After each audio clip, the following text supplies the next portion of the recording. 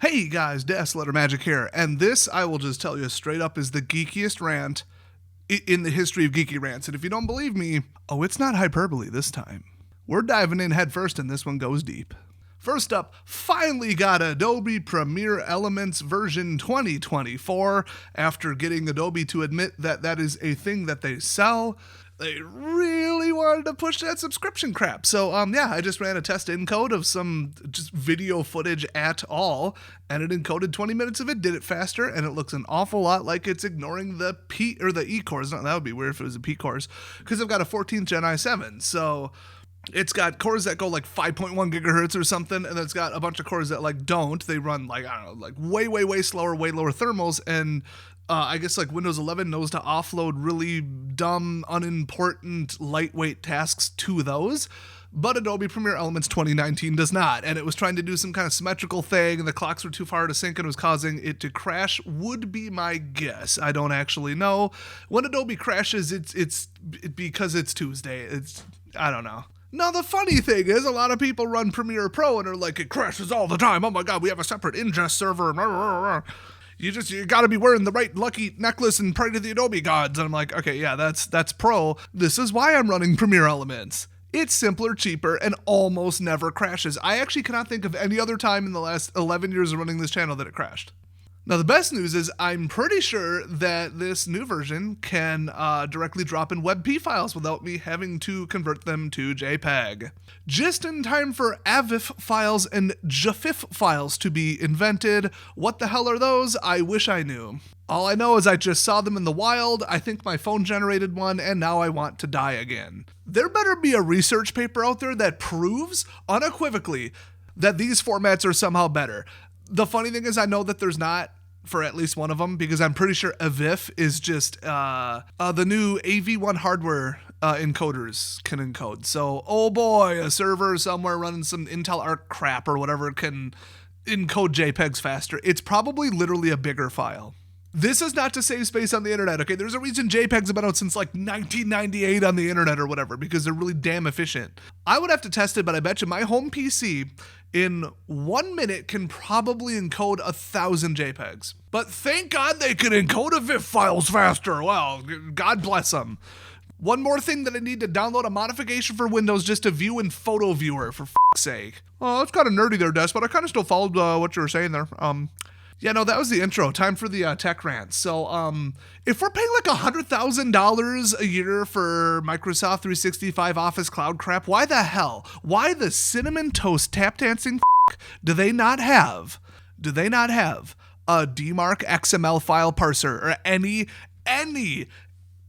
form of DMARC XML file reporting tools for how much we're paying them and how they're making us put in DMARC and DKIM and SPF technically too by the cutoff of 2 days from now. Guess what? We got it done yesterday, and by we I mean me.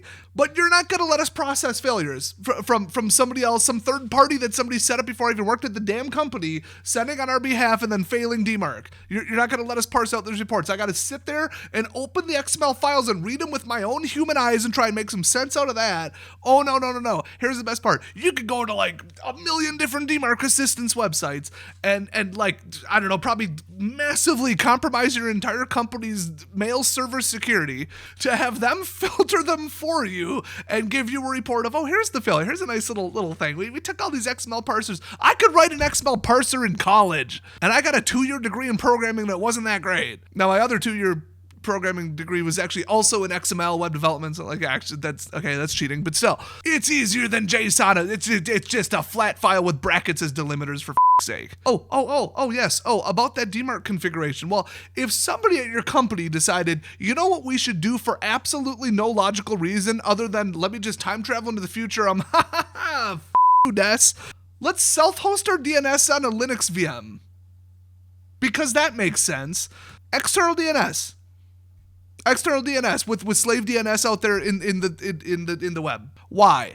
So our next project is to move that back external where it goes, because I'm not insane. But guess what? When you put in a DKIM entry absolutely anywhere in any zone file on the entire planet Earth and probably other planets as well, whatever tool you're using will put a period at the end of it. It will just append that for you. Here, okay, fun fact. If you go to like google.com, you are actually going to https://google.com, period. Your browser is just silently appending a period to the end of it. The HTTP protocol, or TCP/IP, I'm actually not sure. I feel like I should know that, has to end a TLD in a period. But nobody wants to type that, so your browser just does it for you and always has ever since the internet was invented.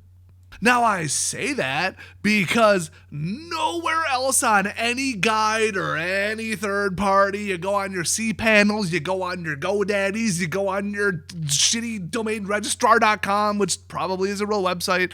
It probably just reroutes to GoDaddy.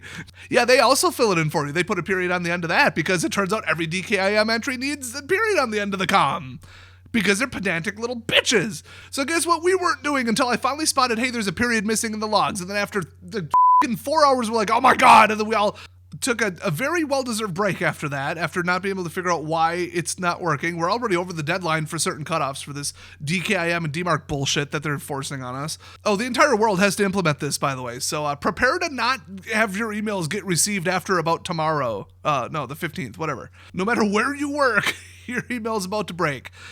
Unless your IT department's as adept as us, which I'd give us a solid 6 out of 10. 5.9 of the points are me. So then we move on to the DMARC configuration, because I haven't had enough DNS and zone file direct text editing in a command line interface on Linux in my life yet this week, apparently.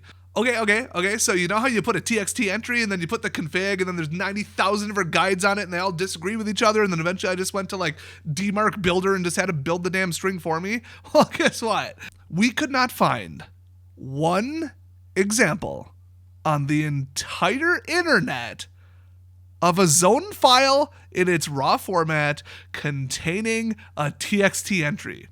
Not one. I searched for 18 different search terms and found 0. Actually, -1, because I'm going to count the one that we found on linuxbabe.com, which was completely wrong to be a -1. I'm going to count that as a -1 because it definitely did not help. It definitely put us back in the wrong direction. Thanks, Linux Babe.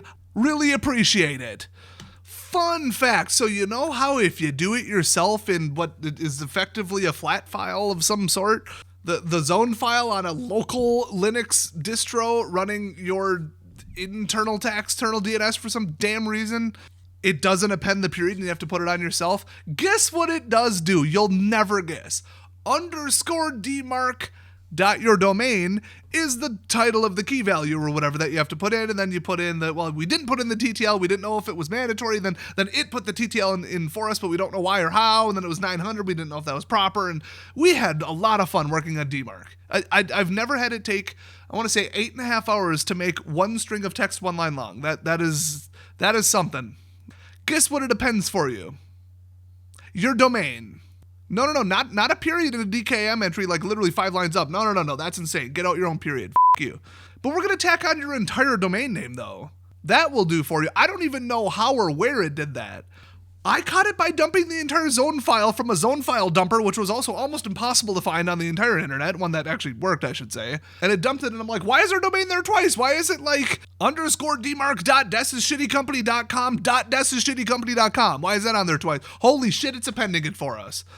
So 2.5 hours after that, we finally deleted it, and oh, look, DMARC passed. I want to die. I picked the wrong week to stop sniffing glue. You know, like Japan, they like to put the moon lander thing, they put some probe thing on the moon, and then it tipped over, and I was like, oh shit, it tipped over. And then the US is like, hold my beer, and then they launched it, and then it landed, and then that one tipped over too? Okay. Oh, boo-hoo. Call me when you have to configure a zone file by hand with some DKIM and DMARC entries, okay? Then phone me up. The gravity on the moon is lighter, okay?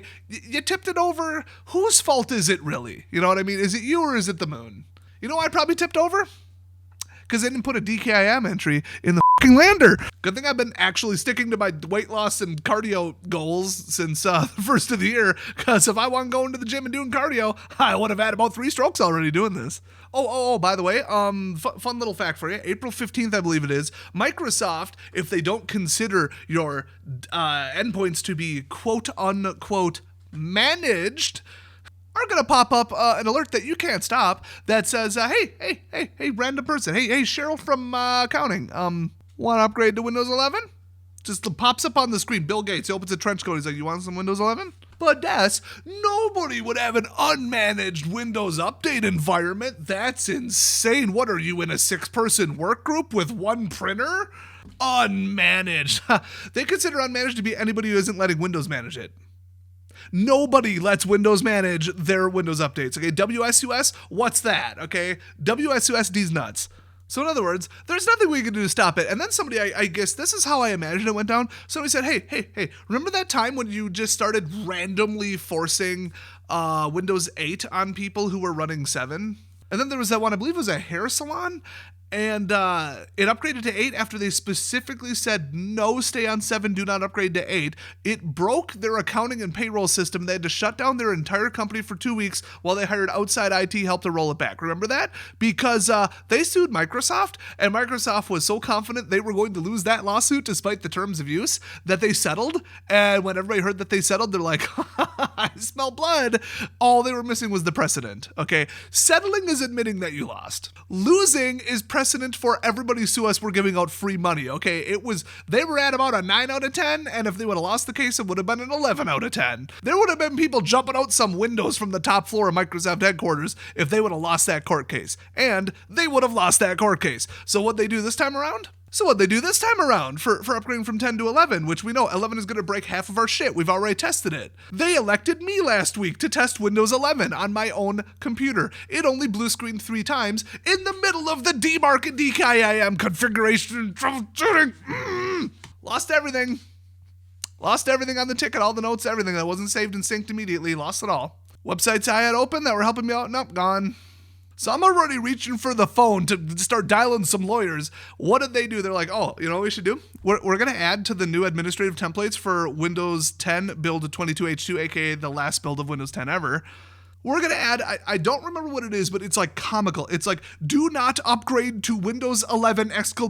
equals true. Or like, it's ridiculous. The workaround before was to put in like a limit target feature update version to 21H2. You'll never guess what the side effect of that is. Everybody at our company is stuck on 21H2. Who would have thought? Because it won't let you download 22H2. Which is the last version of Windows 10, which has the Windows 11 blocker in it. So you might be thinking, hey, Des, can you just change the string? Can you just go target whatever version to 22H2? Apparently not, because I Googled it every which way from Tuesday. Nobody on the internet has apparently ever tried this. I just keep finding the same. It's almost like autocorrecting this point to like, did you mean 21H2? The workaround to not upgrade to 11 that people have been pushing all over the internet on a trillion different websites? No, I want to know if 22H2 works. So I just assume it doesn't. Because why would they? If they're already on 22H2, which logically they're not, then they can't upgrade to Windows 11 because you could just flip that GP and there you go. Oh, but it's only in the 22H2 one. You don't mind just slipping in a nearly functionally identical one in addition to your 21H1 or to whatever the and then hope that it doesn't like break all of your group policies, or that somebody doesn't like target the wrong one and then target the wrong OS and then like misinterpret one, or they're too close and starts blue screening and they can't boot, or that the GP sync failed. No, hopefully that won't happen. Spoiler alert, that will happen. That will absolutely happen because you have to run them side by side. You can't do an in-place replacement on them. I made that mistake, I think, back in like 2011. We ain't making that mistake twice. Oh no. I heard there's a registry entry you can push out, and guess what? Guess what? Here's where it all comes back and wraps up with a bow. Our remote management software can push out registry entries on a recurring script and then track it and only run them once and all this stuff. It's like literally better than logon scripts and group policy. And it happens to also be our third-party patch manager, which is why we're not using Windows, and that's why it's not managed. And that just works out nice, doesn't it? Seriously, Microsoft, seriously, y'all all right over there, because you're doing some weird shit, and it's driving us completely nuts. If you want like some old school tech support forum with some old school like tech admins like I always am, it's less of a, hey, do you guys know how to fix this little quirky thing that happened to my copy of like, Server 2022? It's more of like a support/therapy group for people that have been abused by Microsoft. It's literally just shit posting memes And like, holy crap, I don't want to work in IT anymore. Like, that's every other post. It's just, yeah, this or this. They might as well just color code them at this point. PHP BB for life, bitches. So anyway, long story short, the point of this whole story is I've now got a Pal World video up on Desolator Gaming, which I was waiting to encode because it kept crashing over and over and over and over and over and over and over for like the last 3 months. Like, basically since I bought this computer. Just about. Yes, I tried switching it to and off of the NVENC encoder and software. It doesn't seem to care. I ran it through a transcoder. I ran it through like an ingest system. It doesn't care. It just cannot render MP4s. It cannot encode them. Oh, and yeah, guess what else it can't encode? Any damn thing else, apparently. Oh, export to WMV. No. Oh, I'm the cleverest monkey at the zoo. I'm going to choose AVI. It's an MPEG inside of an AVI like package as far as I know. Okay, now you cannot escape. You cannot escape the MP4 hardware encoder because they paid for a license for it and they're going to use it, damn it. Oh, no, yeah, you want to use AV1 to encode it? You. How about, okay, I've got an alternative solution. Instead of like an encoder that actually, works on a modern CPU, if you give us an extra $100 a month, we'll give you a copy of Photoshop that could drop in AI generated monkeys into all of your thumbnails. That'll help.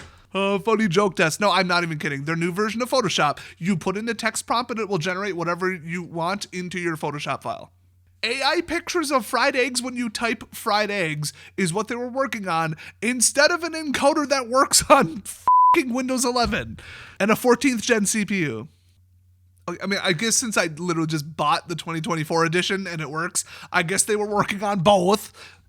But, at the same time, them. So this has been your adventure through working in IT this week. Reconsider your career path, kids. Please watch this video 10 million times so I can retire and go back to being a full-time YouTuber. Thanks for watching, and I'll see you guys next time.